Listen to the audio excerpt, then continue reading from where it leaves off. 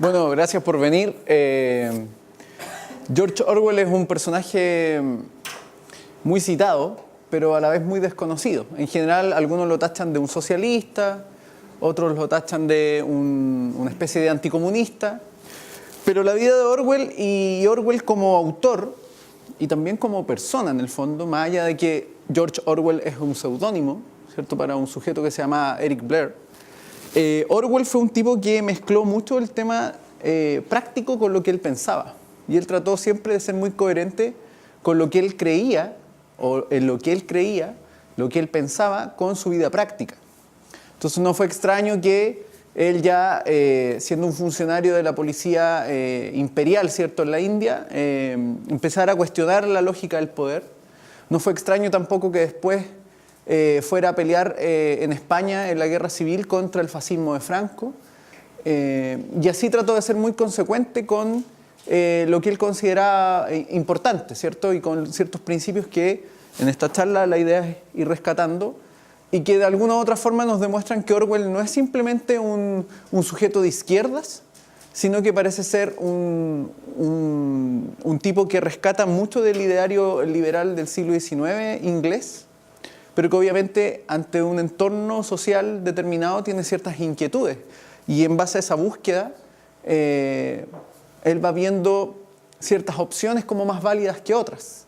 Vive un contexto de guerra, donde él ve un problema para la humanidad, no solo para Inglaterra, y en base a eso él va desarrollando sus escritos, que son escritos periodísticos, ensayos, no solo sus novelas, porque en general se conoce solo por 1984 y Rebelión en la Granja, ¿cierto? Pero él en sus ensayos también vuelve a abordar estos temas, vuelve a abordar el tema de la honestidad como el modo de enfrentar los acontecimientos que uno vive en la existencia que uno tiene, particular.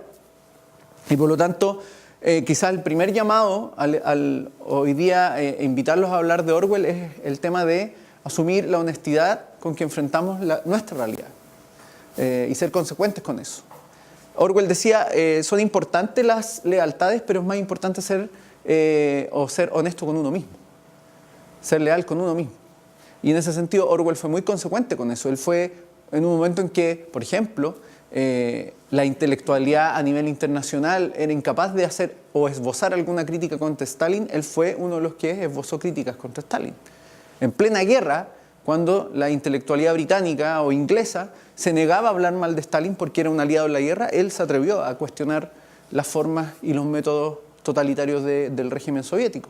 Por lo tanto, eso habla muy bien de Orwell, un tipo muy honesto que no transaba con ciertos principios, aun cuando eso podía costarle la difícil tarea, por ejemplo, de publicar sus obras, lo que le costó mucho, por ejemplo, publicar Rebelión en la Granja. Si alguno de ustedes ha tenido el placer de leer el prólogo a Rebelión en la Granja, que es la libertad de prensa, le expresa muy bien ese tema y hace una crítica muy, muy fuerte, ¿cierto?, en un estilo muy claro y muy preciso de esa incoherencia de la intelectualidad de izquierda británica. Pero también es una crítica a todo tipo de sector. Él no se abanderiza por un sector, sino que él defiende principios. Y nosotros como fundación también creemos que eso es lo que tiene que hacer un liberal. Un liberal no se adhiere a un bando u otro, sino que tiene que defender principios. Y tiene que ser lo suficientemente honesto para también criticar las lealtades cuando esas lealtades no se condicen con los principios. ¿Y por qué elegimos, o yo elegí personalmente el tema del derecho a disentir? Porque yo creo que Orwell es no solo un teórico del derecho a disentir, no es solo alguien que reivindica teóricamente el derecho a disentir, muchas gracias, sino que él lo ejerce, ese derecho. Él no solo hace apología del derecho a disentir, sino que lo lleva a la práctica, aún asumiendo los riesgos que eso implica. Es decir, el riesgo de decirle a la gente lo que no quiere escuchar en un momento dado. George Orwell, obviamente, fíjense, vivió muy poco. Por lo tanto, su obra, aun cuando es muy prolífica, pudo haber sido mayor, pero él murió muy joven. Contrajo la tuberculosis y por lo tanto eso fue mermando su salud rápidamente. Cuando él ya estaba escribiendo en 1984, él ya estaba con la tuberculosis muy, muy agravada y por lo tanto fue un trabajo hacerlo. Fue un escritor, periodista, ensayista, un locutor. Se dedicó también a trabajar en la radio, en la BBC. Fue parte de la policía imperial en la India y bueno, escribió mucho de ensayo y todo eso. Pero aquí lo que interesa, o lo que me interesa a mí en lo personal, es abordar cómo él reflexiona sobre el tema de la humanidad finalmente, del ser humano. En todas sus obras, si uno va viendo, y ahí quiero agradecer a mi amigo Francisco que me facilitó un libro de ensayos de Orwell que es tremendo, que yo creo que todos deberían leer a Orwell, no solo los libros más conocidos, sino que sus ensayos y sus reflexiones, y leerlo también con la misma honestidad, entendiendo que es un autor de su tiempo, ¿cierto? Con las inquietudes de su tiempo, con las visiones que predominaban en ese tiempo, pero que tiene la honestidad también de mostrarnos cómo él veía ese tiempo. Y lo esencial primero es que Orwell tiene una visión individualista del ser humano. Él considera que el ser humano es valioso en sí, que el ser humano como individuo es valioso y que esa individualidad tiene que ser respetada, que tiene que ser protegida. Él considera que cada persona tiene opiniones que son muy valiosas y eso, fíjense, rescata mucho de la idea de Stuart Mill de que las opiniones tienen que ser muy diversas porque en realidad nadie tiene una verdad absoluta dada, ni nadie es poseedor de una verdad total. Y por lo tanto, él tiene una visión de que como cada individuo desde su particularidad, y él habla mucho de este tema de la decencia, de la vida común, de la vida cotidiana, capta la realidad de una manera distinta y por lo tanto cada uno tiene una cuota de verdad y esa cuota es tan valiosa como la de otro. Por eso Orwell es muy crítico también de la intelectualidad. Él dice que la intelectualidad en algún momento se distancia de la vida cotidiana de las personas, se distancia de lo que nos hace realmente humanos, ¿cierto? Que es, por ejemplo, levantarnos muy temprano, ducharnos, tomar un desayuno, tomar un transporte público, tomar el auto, la bicicleta o lo que sea, volver a la casa, pasar a comprar un pan, ver televisión. Eso es lo que nos hace humanos. Y él dice que la intelectualidad tiende a distanciarse de eso. Y fíjense lo que hace Orwell en uno de sus ensayos. Él hace la crítica a la izquierda que reivindica, por ejemplo, la violencia o el asesinato, diciendo que es tan distanciado eso de la realidad porque ellos no han visto realmente a alguien asesinado. Y Orwell dice, yo sí he visto gente asesinada, he visto y he sentido el olor de gente asesinada, he visto el dolor de las familias que han sido asesinadas. Y Orwell es muy claro en criticar la posición de la izquierda que plantea la violencia sin haberla vivido. Y él dice, es muy fácil entonces hacer proclamas y apologías de la violencia cuando tú has vivido en una sociedad liberal que te permite decir eso sin que nadie te pueda asesinar. Él lo hace muy explícito eso. Por lo tanto, el primer fundamento de Orwell, o en su pensamiento, es el valor del individuo como tal. ¿Y qué es lo que él rescata? Él habla de la decencia de lo común. Él dice, el sujeto común y corriente es lo más decente que hay, es lo más humano que hay. Y él trata de reivindicar esa decencia, y eso lo hace muy explícito, sobre todo en 1984. 1984 es un libro que no necesariamente se iba a llamar 1984, se iba a llamar El último hombre en Europa. Ese era el nombre del libro original que él quería colocarle. ¿Y por qué el último hombre en Europa? Porque Orwell ve y visualiza que el totalitarismo es totalmente anti-ser humano. Es lo contrario a la humanidad, nos va deshumanizando de muchas formas. Si ustedes han leído el libro 1984 y van viendo lo que plantea, fíjense que el último resabio o lo último que mantiene Winston Smith como ser humano es su emocionalidad, es su afecto hacia una mujer. Pero lo que logra el gran hermano, ¿cierto? Lo que logra el poder totalitario es hacer que incluso esa afectividad él la pierda, la trance a favor del gran hermano.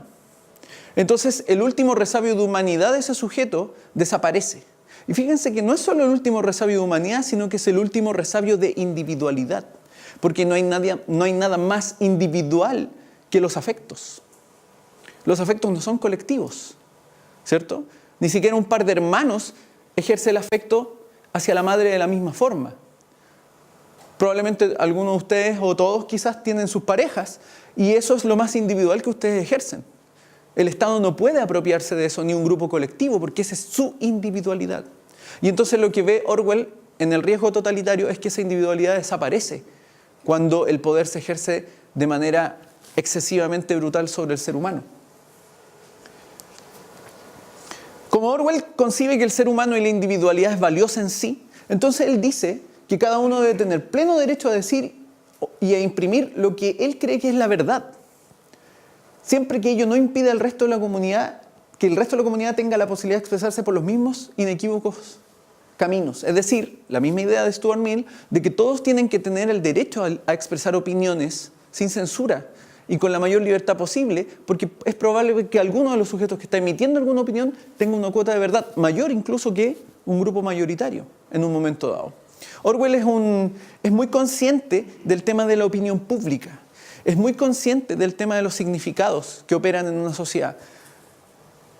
Yo no sé y no logré dilucidar si Orwell en algún momento leyó o no a Gramsci. Es probable que no lo haya leído.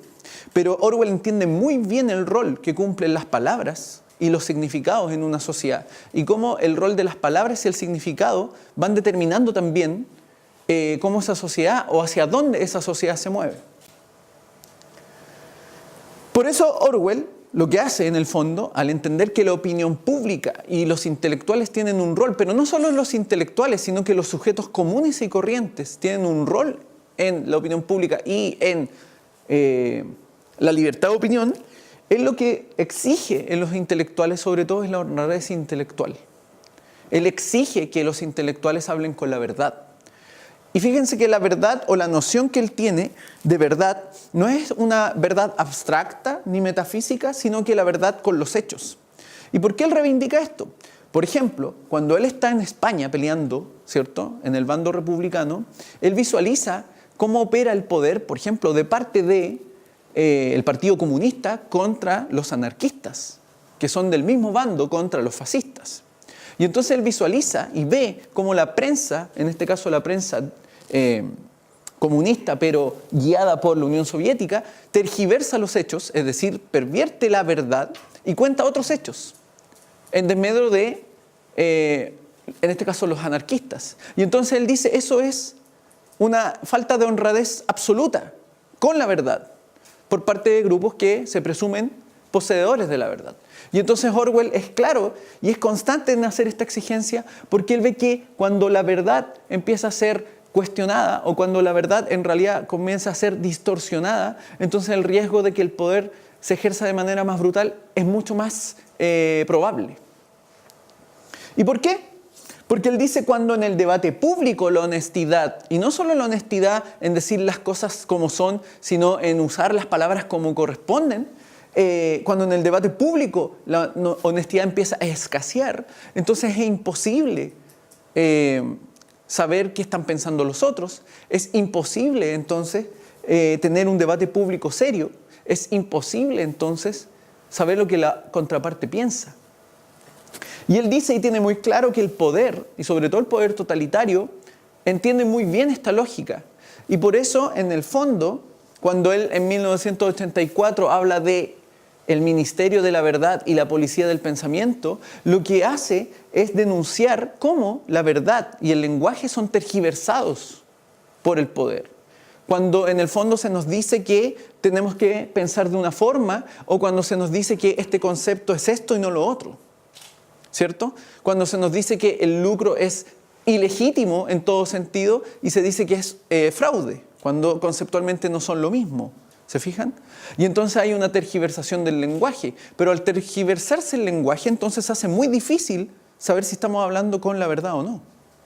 Porque no sabemos qué estamos hablando realmente.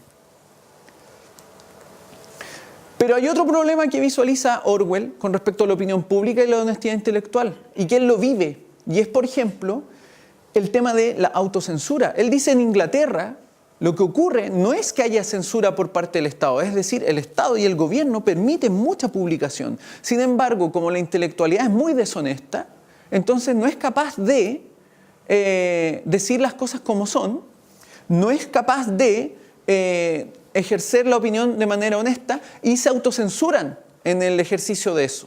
Y él lo hace muy explícito, por ejemplo, en el prólogo de Rebelión en la Granja, porque él dice, si, por ejemplo, hacemos la pregunta, ¿es la libertad de opinión un valor? Todos probablemente van a decir, sí, es un valor. Y entonces él hace la contrapregunta y dice, bueno, y entonces podemos decir que Stalin es un dictador, y entonces probablemente muchos de los que proclamaron la libertad de prensa al principio van a decir, ah, no, en ese caso no es posible. Y van a buscar una serie de justificaciones para censurar la opinión. Y entonces él dice, la libertad de opinión y la libertad de pensamiento entonces está siendo parcializada. Pero está siendo parcializada no por el gobierno, sino que por los propios sujetos que deberían defenderla de manera acérrima. Y entonces la autocensura, dice Orwell, es la peor forma de horadar la libertad de opinión. Y él dice entonces, es necesario pensar sin miedo. Es decir, expresar lo que uno está pensando sin miedo. Porque si uno piensa sin miedo, entonces no puede ser políticamente ortodoxo. Y aquí entra un tema que concierne a todos aquellos que de alguna u otra forma adhieren a distintas ideologías. En general, la gente cuando adhiere a ideologías termina siendo muy ortodoxo, terminan siendo más papistas que el Papa. Y lo que rechaza Orwell es que cuando nosotros nos ponemos más papistas que el Papa, dejamos de pensar, dejamos de razonar. Y entonces lo que ocurre es que nos autocensuramos. Es que no voy a decir esto porque el partido se podría molestar. Es que no voy a decir esto porque mi jefe se podría molestar. Es que no voy a decir esto porque mis compañeros de la universidad se podrían molestar. Es que no voy a decir esto otro porque mi profesor se podría molestar. No voy a colocar esto en la tesis porque mi profesor guía quizás se pueda sentir ofendido. Y entonces Orwell dice, con eso empezamos a horadar la libertad de opinión. Y de manera muy sutil, sin darnos cuenta, aplicando la autocensura. Y él lo hace explícito, ¿por qué? Porque cuando él entrega el borrador de Rebelión en la Granja, le dicen, este libro es un poquito ofensivo con nuestros aliados de Rusia, sin que el libro necesariamente sea explícito con respecto a quién es Rusia. Obviamente un lector inteligente entiende a quién está aludiendo Orwell, pero los editores rechazan publicar el libro por una lógica de autocensura, es decir, de falta de honestidad intelectual. Y él dice, el problema es que cuando el libro dice algo que sí se espera que diga, entonces es aceptado. Y entonces es publicado. Pero cuando el libro dice algo que nadie espera que se diga, o que no es lo políticamente correcto, entonces cuesta mucho publicarlo. Y ese es un problema para Orwell. ¿Por qué? Porque contraviene la lógica de la libertad de opinión. Fíjense que va muy ligado con la noción de que una mayoría tiene una opinión y entonces las minorías no pueden opinar o no pueden discrepar contra esas mayorías. Pero eso es una forma de censura brutal igual. Es indirecta, pero es brutal. ¿Cuántos de ustedes no se atreven a levantar la mano en sus salas de clase porque la mayoría de sus compañeros opina algo distinto? Y no hacen el ejercicio de su libertad de expresión. Y entonces les conceden el poder a ellos de censurarlos indirectamente. Solamente porque ustedes tienen miedo a expresar una opinión. Fíjense que aquí entra, entonces, bajo esta noción de la necesidad de mantener la libertad de opinión, Orwell entonces entiende que la verdad, esta relación con los hechos tal cual son y no tergiversados, más el lenguaje, están ligados también con el tema del poder. Y él dice, cuando la verdad y el lenguaje son tergiversados, entonces el poder tiene mucha más facilidad de control sobre los sujetos. ¿Cierto? ¿Por qué? Porque cuando las fuentes de verdad son controladas, entonces ustedes no tienen forma de discernir sobre la realidad. Si nosotros en Chile tuviéramos un solo periódico y entonces el periódico nos dijera que las estadísticas económicas son elevadísimas y Chile crece a un 10% y que los niveles de, de productividad son altísimos, probablemente todos creerían eso, mayoritariamente. Muy pocos podrían refutar eso. ¿Por qué? Porque la información ha sido monopolizada. Y eso es lo que va describiendo Orwell en 1984. El Ministerio de la Verdad transforma los hechos para ajustarlos a los criterios que el poder dominante necesita en un momento dado. Y si es necesario entonces borrar sujetos de la historia, lo hacen. Y si es necesario cambiar estadísticas, lo hacen. Y si es necesario entonces decir que producen mucho chocolate, aunque en realidad no hay chocolate, también lo hacen. Y entonces se tergiversa todo, pero el poder se ejerce entonces mucho más fácilmente. La pregunta es, hoy día, ¿estamos expuestos a eso? Probablemente sí, en muchos casos. No podemos quedarnos con una sola fuente de información, sino que tenemos que contrastar con 2, 3 o 4 fuentes para verificar si lo que se nos dice es verdad o no. ¿Cierto? ¿Por qué? Porque el poder, según la visión de Orwell, tiende a manipular la realidad, a manipular la verdad para tener más control. Fíjense que Orwell en 1984 dice esto. 2 más 2 son 5. Y en la sala 101, ¿cierto?, donde llevan a el protagonista del libro a reeducarlo o a reformarlo, le preguntan ¿cuánto es 2 más 2? ¿Y cuánto es 2 más 2? ¿Cuánto? 4. ¿Cuánto es 2 más 2? 4. Lo dicen con convicción, ¿cierto? Pues si yo les empezar a decir sistemáticamente que es 5. Es 5. Y supongamos que solamente su compañero dice 4 y el resto dice es 5. ¿Con qué conclusión probablemente saldríamos de esta sala? ¿Cierto? Ese es el riesgo que ve Orwell en esta situación. ¿Y qué es lo que ocurre con el protagonista del libro? Finalmente el protagonista del libro termina diciendo que efectivamente 2 más 2 son 5. Es decir, transó su propia racionalidad. Fíjense que Lastarria decía algo similar. Él decía que ni la ley ni la sociedad pueden obligarnos a transar con nuestra inteligencia. Lastarria, que diputado que se dice liberal, lo cita erróneamente, pero eso decía Lastarria. Y Orwell también lo tiene muy claro. No puede el poder, entonces, hacernos torcer nuestra propia racionalidad, nuestra propia inteligencia, nuestro propio pensamiento. Orwell lo que visualiza y lo que va viendo por su experiencia y que lo hace explícito en los ensayos y en las novelas, es que finalmente el poder, da lo mismo que lo ejerza, lo que tiende a buscar es el control del pensamiento, el control de la voluntad. Si yo lograra, por ejemplo, mediante X mecanismo, hacer que ustedes en vez de decir 2 y 2 son 4, 2 y 2 son 5, he logrado entonces triunfar sobre la voluntad de ustedes. ¿Por qué? Porque ustedes se están mintiendo a ustedes mismos. Y ese es el problema que ve Orwell, que el sujeto, bajo la injerencia del poder, termina mintiéndose a sí mismo.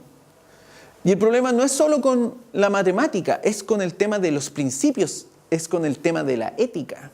Y entonces Orwell dice, lo que hace el poder es que entonces, por ejemplo, el asesinato después es visto como algo necesario o justificable. Y nosotros asumimos que eso es así, es justificable y necesario. Y Orwell no está hablando de unos u otros asesinatos, sino que habla de asesinatos que él presenció en la guerra civil en España. Pero aparte Orwell dice, el problema cuando el poder tuerce nuestra voluntad, cuando tuerce nuestro intelecto, es que entonces terminamos con la lógica que él llamaba el doble pensar. Y entonces la tergiversación absoluta de los conceptos. Y entonces aquí vemos, vamos a partir por la foto, ¿cierto? La construcción del muro de Berlín. ¿Cómo se llamaba el muro de Berlín? El muro antifascista. Así se llamaba el muro de Berlín, el muro antifascista. Y en realidad,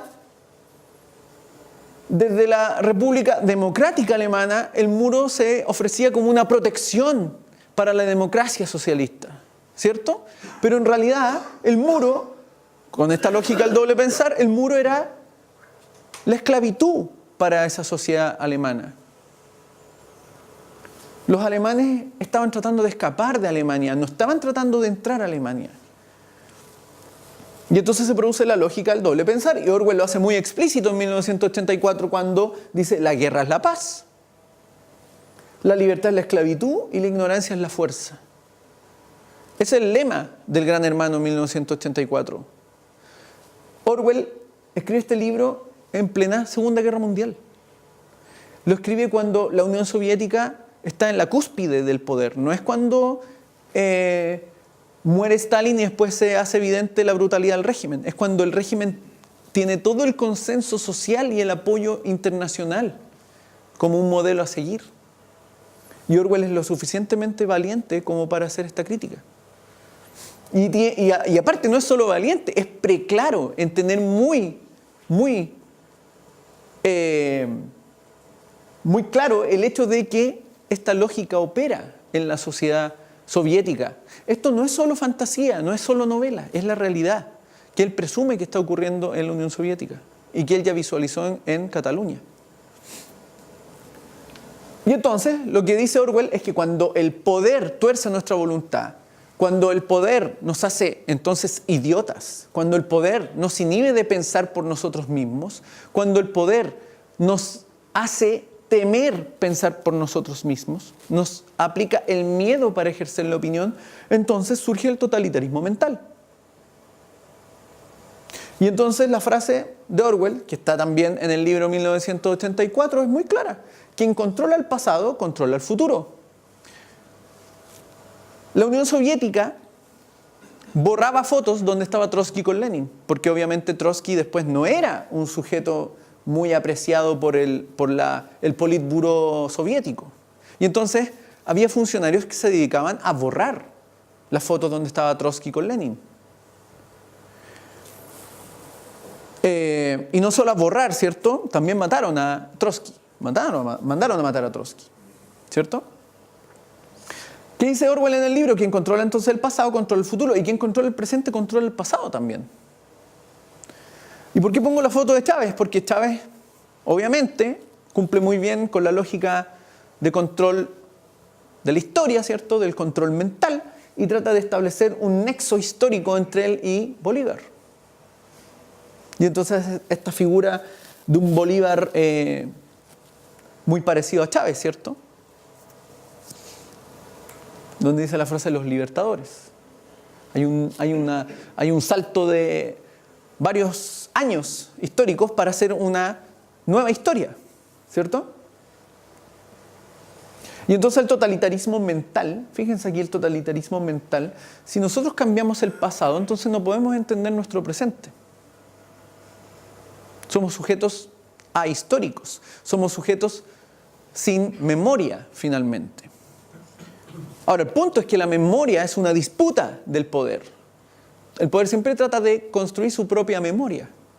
Y Orwell es muy sospechoso de eso, porque él dice, cuando el poder construye la memoria, entonces los desmemoriados son la sociedad. Porque nosotros asumimos verdades que en realidad no necesariamente son. Y entonces los jóvenes soviéticos que no sabían que Trotsky estuvo con Lenin, obviamente veían una foto y veían solo a Lenin. No estaba Trotsky. O lo que ocurre en Cuba, ¿cierto? Donde muchos revolucionarios que después fueron exiliados o encarcelados no están hoy día en la historia, no pueden ser mencionados, ¿cierto? O en cualquier régimen en realidad. Porque Orwell es muy desconfiado de cualquier régimen de poder. Da lo mismo si se define liberal, demócrata, socialista, comunista. ¿Cuál es el riesgo para Orwell en ese sentido? Es que el totalitarismo mental termina anulando al ser humano. Y fíjense acá, Orwell,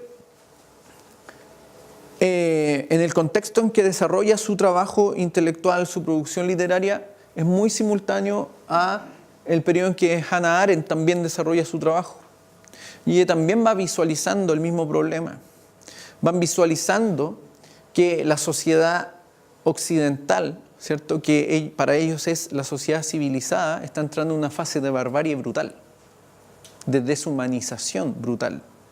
Y Orwell eso es capaz de visualizarlo. Incluso es capaz de visualizarlo mucho antes de que se hagan después muy evidentes las situaciones de deshumanización que se vivieron en la primera mitad del siglo XX en Europa, ¿cierto? Y entonces el riesgo es el totalitarismo mental. ¿Por qué? Porque él dice que el totalitarismo mental finalmente es la anulación del individuo y la imposición del poder sobre el individuo. Es decir, el máximo dominio sobre los sujetos no es el ejercicio de la fuerza física sobre nosotros, sino que el que nosotros transemos nuestra propia voluntad. Y ese es el riesgo que ve Orwell en la sociedad que él vive en ese momento. Pero fíjense, el control y ese transar de la voluntad no se produce a través de la fuerza, sino que a través de los significantes, a través de los significados, a través de las palabras, a través del lenguaje. Y entonces cuando nosotros logramos ser dominados de esa forma, entonces ya concedimos nuestra voluntad y el poder entonces se ha extendido totalmente. Y eso es lo que él describe en 1984. Y es lo que también hace alusión en una serie de ensayos, donde él critica, por ejemplo, la lógica en que opera la literatura en Inglaterra. ¿Qué ocurre entonces? Que el control sobre la voluntad por parte del poder se hace muy explícito. Y ese es el temor que ve Orwell en esto. Y esto es un diálogo que hay en 1984, donde la pregunta es, ¿existe el gran hermano? Eso lo hace el protagonista, ¿cierto? El individuo. Fíjense que el libro está construido a partir de un individuo.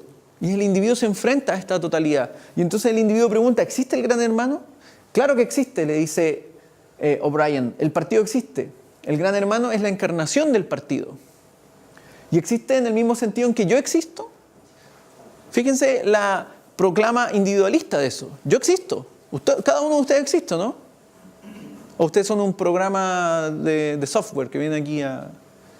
Ustedes son sujetos autónomos que existen, ¿cierto? Que están en este espacio-tiempo. Y entonces O'Brien le dice, no, tú no existes. Tú no existes. La frase puede ser muy simple, pero contiene un sentido muy profundo en eso. Porque que a una persona le digan que no existe, es porque entonces la han anulado totalmente.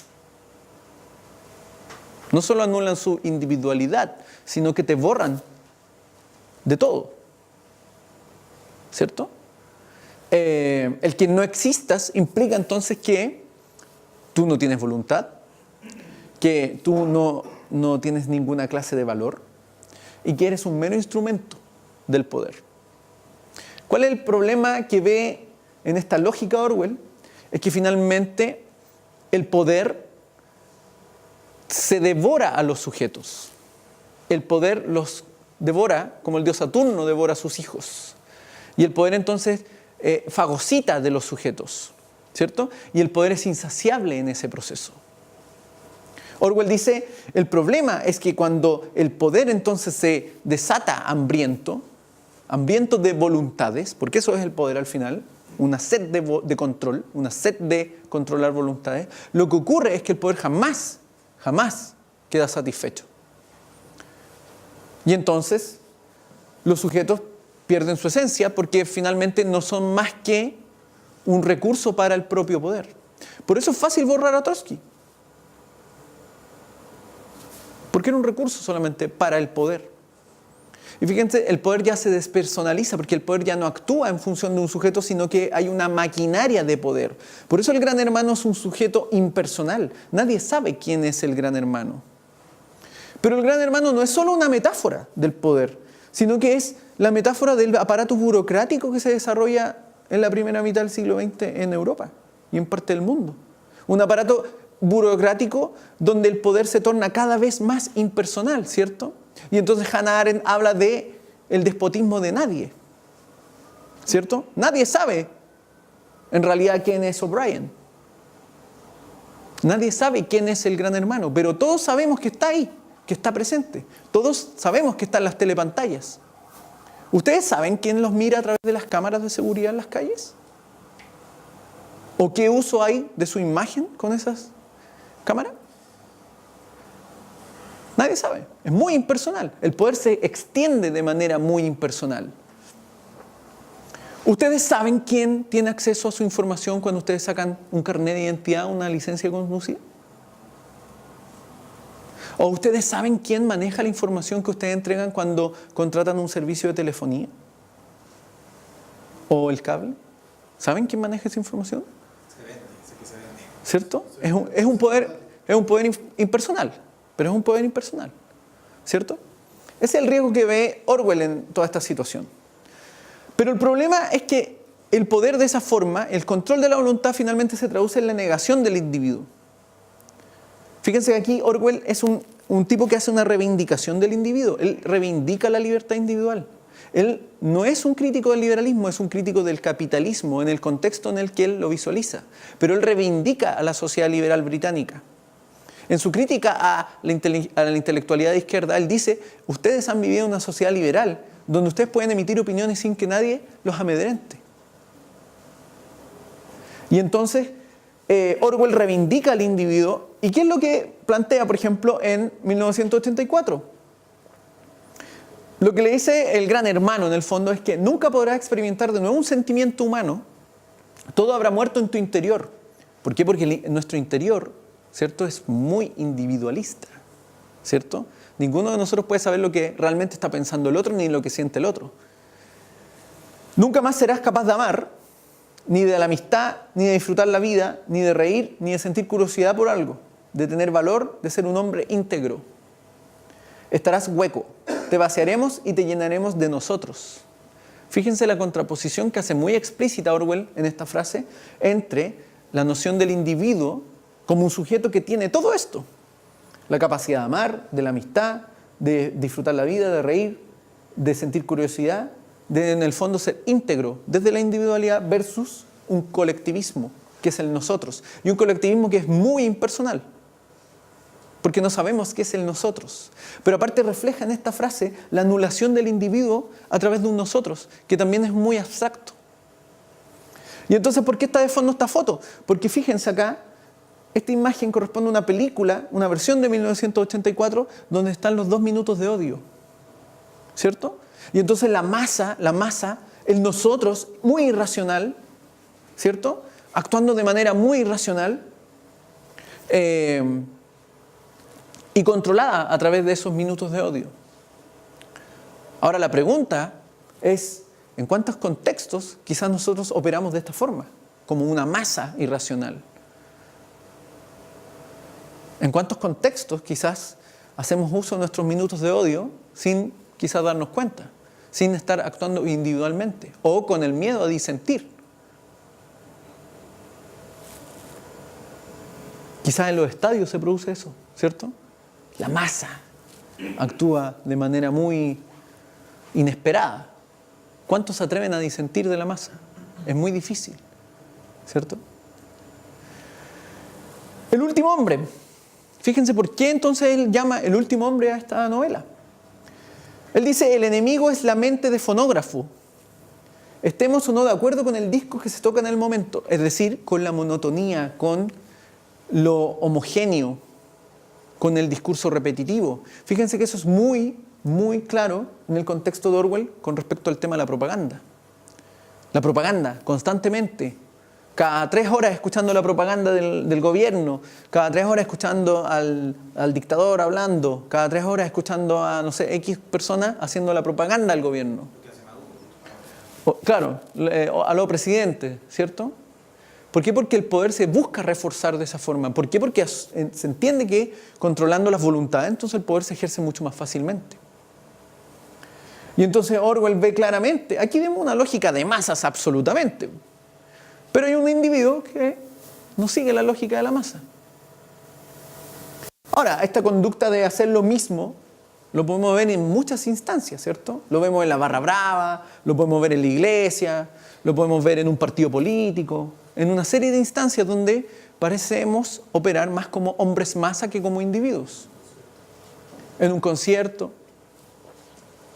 Y entonces acá plantea Orwell, y fíjense acá el tema es, y la reflexión de Orwell tiene relación con eso, con que en el contexto en el que él desarrolla sus ensayos y su trabajo, la humanidad basada en esa individualidad está perdiéndose a manos de la tecnificación del poder, la burocratización del poder y su extensión sobre todos los aspectos de la vida humana. Orwell en uno de los ensayos es claro en decir que uno de los problemas es que el ser humano está siendo registrado, está siendo timbrado y está siendo sometido a la burocracia de una manera demasiado extendida. Orwell igual es un autor paradójico porque, tal como decía Rafael, él considera que una economía planificada es mucho más adecuada que un capitalismo. Pero la crítica que él hace al capitalismo es una crítica que hace con respecto a la concentración de los medios de producción. Y él visualiza que una economía planificada, sobre todo en un contexto de guerra, es más adecuada para evitar el fascismo. Es un autor contradictorio sin duda, pero el fundamento desde el que él desarrolla todo su pensamiento es muy liberal, es muy individualista. Él dice que como la creatividad y la literatura son actos individuales, entonces no pueden estar sujetos a censura.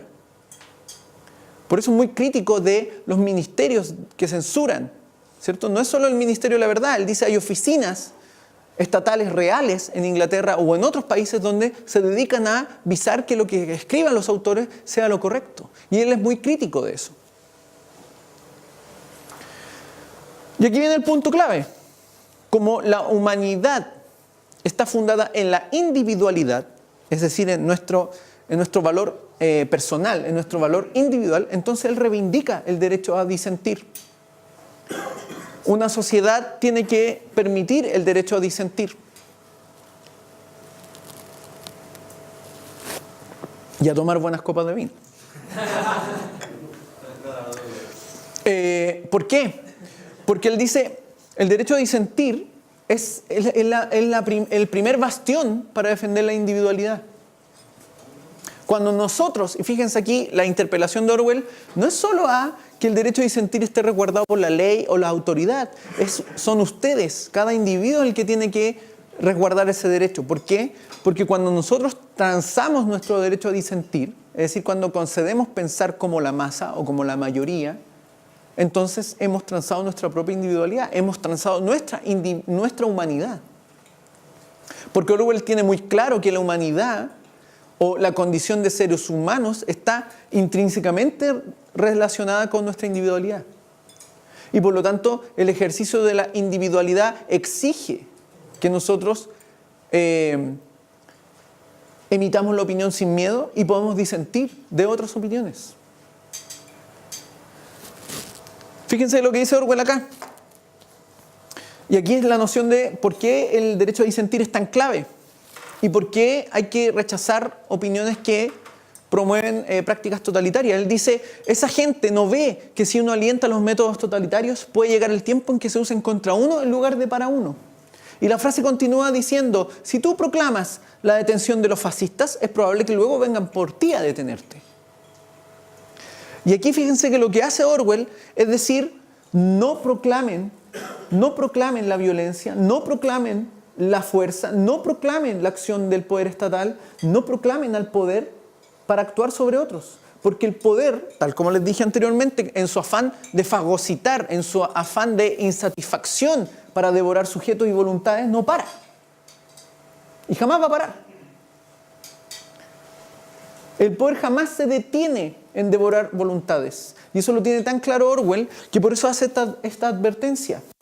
Porque él dice, la intelectualidad británica, dice, la intelectualidad en general, proclama la detención y la censura a los fascistas, pero no están visualizando que el método después se puede extender a cualquier sujeto.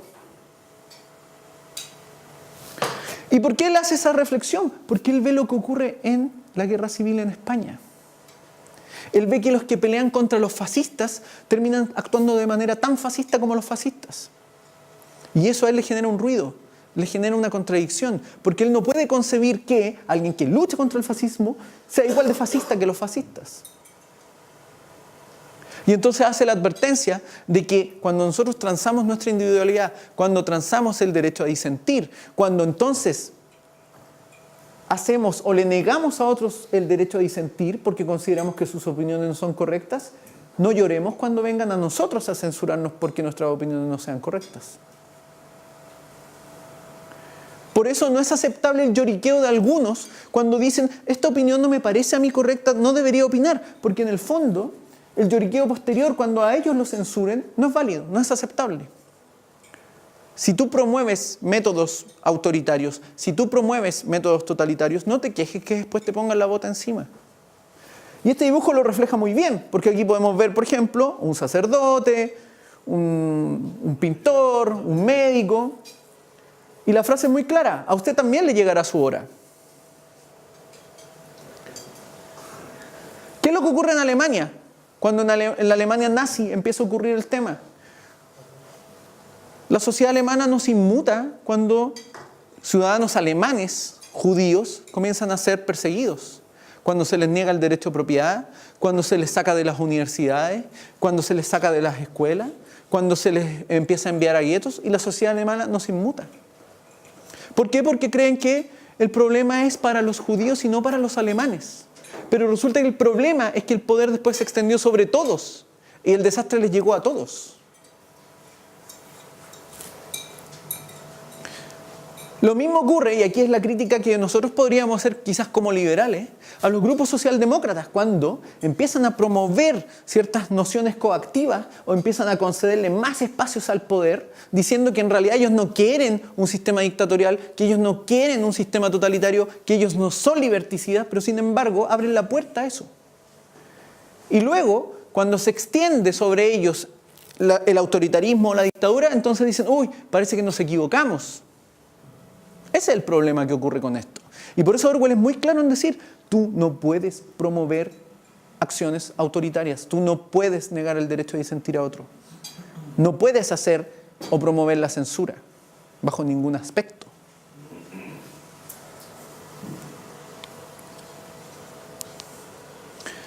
¿Qué ocurre acá? La noción de Orwell entonces es que el poder es peligroso. Orwell no lo hace explícito, pero Orwell es un desconfiado del poder. Es un desconfiado del poder porque él sabe que el poder tiene una capacidad de fagocitar voluntades extremadamente peligrosa. Y él dice, la meta del progreso es abolir la autoridad del Estado, no reforzarla. ¿Por qué? Porque no nos olvidemos que Orwell no combate con el Partido Comunista en Cataluña, él combate con los anarquistas. Y él tiene una noción anarquista del socialismo. No es una noción estatista del socialismo. Si bien él plantea ciertas acciones del Estado desde el punto de vista de Inglaterra, él tiene una visión, tal como dijo Rafael, de un socialismo democrático. Y de un socialismo democrático muy ligado con ciertas nociones anarquistas en ese contexto. Erróneamente, y ahí quizás porque los anarquistas no leen mucho a sus propios anarquistas y sus historiadores anarquistas, la verdad histórica en ese periodo es que los anarquistas y los comunistas pelearon constantemente. Hubo muchas disputas, porque los anarquistas se negaban a la pretensión de poder que tenían los partidos comunistas a nivel internacional. Y sufrieron mucho. Fueron fusilados, encarcelados, perseguidos. Y Orwell es muy claro en eso. Y aquí el dibujo muy claro también, a cualquier noción de poder. Da lo mismo cuál sea el fundamento de ese poder. El individuo no puede subyugarse al poder. Nosotros estamos en una constante tensión contra el poder. Da lo mismo que sean los que proclaman el poder o digan, o qué principios digan defender, o qué quieran promover esos que están en el poder. El poder igual nos va a subyugar. Y por lo tanto nosotros tenemos que estar alerta al poder. Y tenemos que ser rebeldes al poder, no condescendientes con el poder.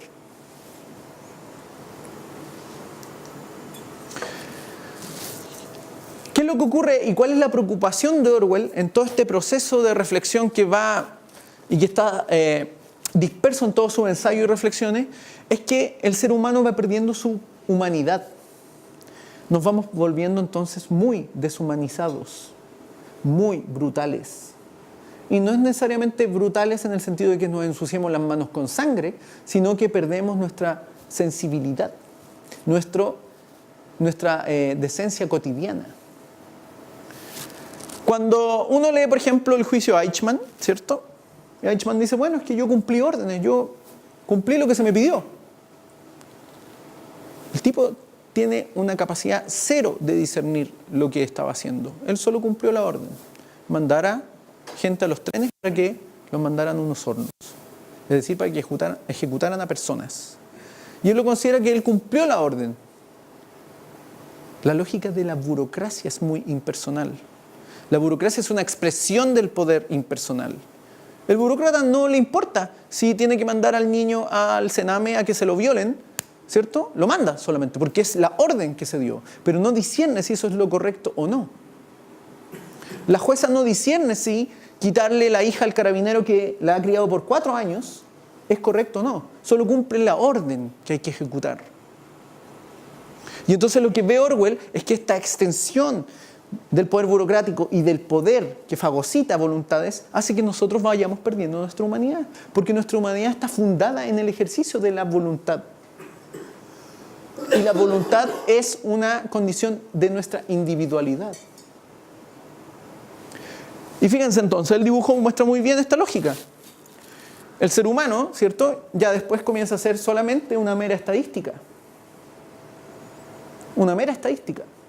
Y por eso es vergonzoso cuando ciertos liberales se enfrascan en discusiones absurdas tratando de sumar cuántos muertos tiene un bando u otro. es que los comunistas mataron 300 millones y nosotros no matamos más de 4.000. Es un absurdo, porque las personas no son números. Las personas no son estadísticas. La estadística es la noción del Estado con respecto a las personas. Pero ustedes no son estadísticas, ustedes son personas. Ustedes son seres humanos. Y entonces esa es la preocupación de Orwell. Y Orwell lo dice muy claramente. Lo importante no es mantenerse vivo en el contexto de la guerra. ¿Por qué? Porque él ve que el fascismo, ¿cierto?, y la brutalidad nazi se va extendiendo sobre Europa y nadie le pone freno a Hitler. Nadie le pone freno a los criminales nazis, ¿cierto? Entonces dice Orwell, bueno, ¿qué vamos a hacer nosotros? ¿O esperamos que los nazis se instalen en Inglaterra y nos sometan también igual que los otros países? Y entonces él dice, bueno, lo importante entonces es que mantengamos nuestra humanidad. Orwell no es un pacifista, y él tiene muy claro eso, no es un pacifista. Él considera que si es necesario recurrir a las armas contra un agresor, hay que hacerlo. Y en ese contexto él asume que Inglaterra tiene que ir a la guerra contra los nazis, que tiene que aniquilar a ese criminal, y lo asume como necesario para preservar al menos una cuota de humanidad de la sociedad británica.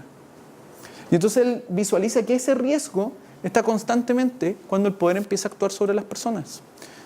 Ese riesgo está cuando entonces vamos perdiendo nuestra capacidad de discernir. Y entonces la brutalidad se extiende. Bombardeemos, hay que bombardear la ciudad. Es estratégico. Pero hay gente, hay niños. Eso es deshumanizar. Uno mismo se deshumaniza. Entonces, ese es el riesgo que ve Orwell en esta situación. Ese es el riesgo que ve cuando el poder se extiende de manera brutal sobre las personas. Fíjense entonces lo que plantea Orwell. Esta charla está estructurada en un orden lógico al final. Para evitar la deshumanización, ¿cierto? Para evitar terminar siendo solo datos, solo números, para terminar siendo solo una magnitud en una encuesta, porque sería fácil que los gobernantes finalmente dijeran, ¿saben qué? Vamos a suprimir los diarios, vamos a suprimir la literatura, vamos a eliminar las votaciones, lo que vamos a hacer solo encuestas. Todo se va a decir por encuestas. Todo va a ser mediante encuestas. Y por lo tanto ustedes van a hacer solo una magnitud de la opinión, no van a ser la opinión, porque la opinión pública no es la encuesta. ¿Cierto? Cualquiera que ha tenido metodología básica de estadística sabe que la encuesta es solamente una fotografía y no es la sociedad ni es la opinión pública. Y entonces el problema que ve Orwell es que cuando nosotros transamos nuestro derecho a disentir y opinar bien o mal, pero opinar, el problema es que vamos perdiendo entonces nuestra humanidad. Y entonces volvemos al punto inicial, que para evitar eso, Orwell dice hay que ejercer la opinión y hay que ejercerla con valentía, sin miedo. Hay que ejercerla con convicción en lo que uno cree. Puedes estar equivocado, pero tienes que hacerlo, no puedes quedarte callado. El quedarse callado es ser condescendiente con el poder. Y entonces él dice la libertad de expresión consiste en poder decirle a la gente lo que no quiere oír. Esa es la libertad de expresión. Y él lo dice en el contexto en que nadie quiere decir que Stalin es un dictador. En que todos dicen, el compañero Stalin está peleando contra nosotros en el frente aliado. Pero Orwell se atreve a decir, pero es un dictador. Es un totalitario. Hoy día, ¿estamos siendo lo suficientemente valientes para decir lo que la gente no quiere oír? ¿O estamos realmente siendo condescendientes con el poder? ¿Estamos siendo finalmente cobardes ante el poder? Esa es la pregunta que ustedes deberían hacerse, si se consideran liberales o si se consideran demócratas. Hoy día los demócratas deberían estar muy preocupados. Hoy día parece que la democracia estuviera muy protegida, pero en realidad la democracia es un orden muy precario siempre. Sobre todo si tomamos en cuenta que lo que dice Orwell es que la opinión, cuando la opinión se tergiversa, entonces la democracia y la libertad individual están en riesgo. Ahora, si ustedes quieren ser parte de una masa de borregos a los que el gobierno les dice lo que tienen que hacer y pensar, entonces no se preocupen tanto. Pero los liberales y demócratas deberían estar muy preocupados de lo que hoy día hace el gobierno, pero sobre todo de la opinión y cómo se ejerce la opinión en los espacios, en la prensa, en la universidad. Ese es el riesgo hoy día. Y el riesgo no se va a ver, o los efectos no se van a ver hoy día, se van a ver en 5 años más, 10 años más. Entonces, ¿cuán valientes están siendo ustedes? ¿Cuántos cojones están teniendo realmente? Si es que son sujetos con convicción. Orwell no increpa a los sujetos que en realidad son como un tarro, es decir, que no tienen ninguna clase de idea o convicción, sino que increpa a los que tienen convicción. Y los que tienen convicción deberían estar, entonces, en el frente, defendiendo esa convicción. Y Orwell, nadie podría decir que Orwell es un intelectual que está sentado en una casa de campo británica escribiendo y haciendo apología de eso. No, él va a España, él pasa hambre, él se contagia de tuberculosis, él pelea, casi lo matan los fascistas, casi lo matan los comunistas. Él asume esa responsabilidad. Entonces la pregunta es hoy día, ¿cuántos de nosotros estamos al menos arriesgando un poco del pellejo? Quizá hoy día hablar de arriesgar el pellejo es exagerado, pero quizás no lo va a hacer en 5 años más. Ahí entra el tema de cuán consecuentes con nosotros somos. No con lo que esperan los otros de nosotros. No cuán consecuentes somos con las lealtades, porque las lealtades no sirven tanto, ¿cierto? Si uno no es consecuente con uno mismo. Y aquí entonces vemos esta foto, donde el sujeto, ¿cierto?, es el lápiz, que plantea una idea distinta, y la masa con cabeza de goma, eso lo único que quiere es o pretende es borrarlo, ¿cierto? Es borrarlo, hacerlo desaparecer. ¿Vamos a aceptar eso? ¿Vamos a ser tan condescendientes con eso? ¿Qué es lo que dice Orwell entonces?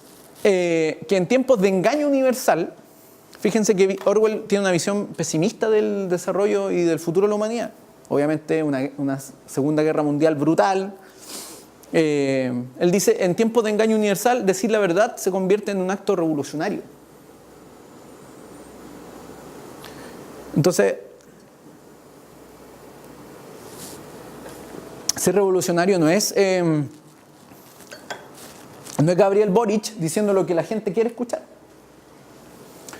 Revolucionario es decirle a Gabriel Boric que él está equivocado y que él está mintiendo a la gente. Eso es revolucionario.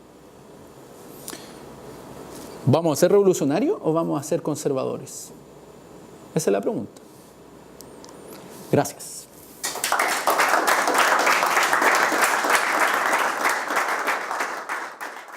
La idea es ir rescatando y que de alguna u otra forma nos demuestran que Orwell no es simplemente un sujeto de izquierdas, sino que parece ser un tipo que rescata mucho del ideario liberal del siglo XIX inglés, pero que obviamente ante un entorno social determinado tiene ciertas inquietudes. Y en base a esa búsqueda, él va viendo ciertas opciones como más válidas que otras. Vive un contexto de guerra, donde él ve un problema para la humanidad, no solo para Inglaterra, y en base a eso él va desarrollando sus escritos, que son escritos periodísticos, ensayos, no solo sus novelas, porque en general se conoce solo por 1984 y Rebelión en la Granja, ¿cierto? Pero él en sus ensayos también vuelve a abordar estos temas, vuelve a abordar el tema de la honestidad como el modo de enfrentar los acontecimientos que uno vive en la existencia que uno tiene, particular. Y por lo tanto, quizás el primer llamado hoy día invitarlos a hablar de Orwell es el tema de asumir la honestidad con que enfrentamos nuestra realidad y ser consecuentes con eso. Orwell decía, son importantes las lealtades, pero es más importante ser honesto con uno mismo, ser leal con uno mismo. Y en ese sentido Orwell fue muy consecuente con eso. Él fue en un momento en que, por ejemplo, la intelectualidad a nivel internacional era incapaz de hacer o esbozar alguna crítica contra Stalin. Él fue uno de los que esbozó críticas contra Stalin. En plena guerra, cuando la intelectualidad británica o inglesa se negaba a hablar mal de Stalin porque era un aliado en la guerra, él se atrevió a cuestionar las formas y los métodos totalitarios del régimen soviético. Por lo tanto, eso habla muy bien de Orwell, un tipo muy honesto que no transaba con ciertos principios, aun cuando eso podía costarle la difícil tarea, por ejemplo, de publicar sus obras, lo que le costó mucho, por ejemplo, publicar Rebelión en la Granja. Si alguno de ustedes ha tenido el placer de leer el prólogo a Rebelión en la Granja, que es La libertad de prensa, le expresa muy bien ese tema y hace una crítica muy, muy fuerte, ¿cierto?, en un estilo muy claro y muy preciso de esa incoherencia de la intelectualidad de izquierda británica. Pero también es una crítica a todo tipo de sector. Él no se abanderiza por un sector, sino que él defiende principios. Y nosotros como fundación también creemos que eso es lo que tiene que hacer un liberal. Un liberal no se adhiere a un bando u otro, sino que tiene que defender principios. Y tiene que ser lo suficientemente honesto para también criticar las lealtades cuando esas lealtades no se condicen con los principios. ¿Y por qué elegimos, o yo elegí personalmente el tema del derecho a disentir? Porque yo creo que Orwell es no solo un teórico del derecho a disentir, no es solo alguien que reivindica teóricamente el derecho a disentir, muchas gracias, sino que él lo ejerce, ese derecho. Él no solo hace apología del derecho a disentir, sino que lo lleva a la práctica, aún asumiendo los riesgos que eso implica. Es decir, el riesgo de decirle a la gente lo que no quiere escuchar en un momento dado. George Orwell, obviamente, fíjense, vivió muy poco. Por lo tanto, su obra, aun cuando es muy prolífica, pudo haber sido mayor, pero él murió muy joven. Contrajo la tuberculosis y por lo tanto eso fue mermando su salud rápidamente. Cuando él ya estaba escribiendo en 1984, él ya estaba con la tuberculosis muy, muy agravada y por lo tanto fue un trabajo hacerlo. Fue un escritor, periodista, ensayista, un locutor. Se dedicó también a trabajar en la radio, en la BBC. Fue parte de la policía imperial en la India. Y bueno, escribió mucho de ensayo y todo eso. Pero aquí lo que interesa, o lo que me interesa a mí en lo personal, es abordar cómo él reflexiona sobre el tema de la humanidad finalmente, del ser humano. En todas sus obras, si uno va viendo, y ahí quiero agradecer a mi amigo Francisco que me facilitó un libro de ensayos de Orwell que es tremendo, que yo creo que todos deberían leer a Orwell, no solo los libros más conocidos, sino que sus ensayos y sus reflexiones, y leerlo también con la misma honestidad, entendiendo que es un autor de su tiempo, ¿cierto? Con las inquietudes de su tiempo, con las visiones que predominaban en ese tiempo, pero que tiene la honestidad también de mostrarnos cómo él veía ese tiempo. Y lo esencial primero es que Orwell tiene una visión individualista del ser humano. Él considera que el ser humano es valioso en sí, que el ser humano como individuo es valioso y que esa individualidad tiene que ser respetada, que tiene que ser protegida. Él considera que cada persona tiene opiniones que son muy valiosas y eso, fíjense, rescata mucho de la idea de Stuart Mill de que las opiniones tienen que ser muy diversas.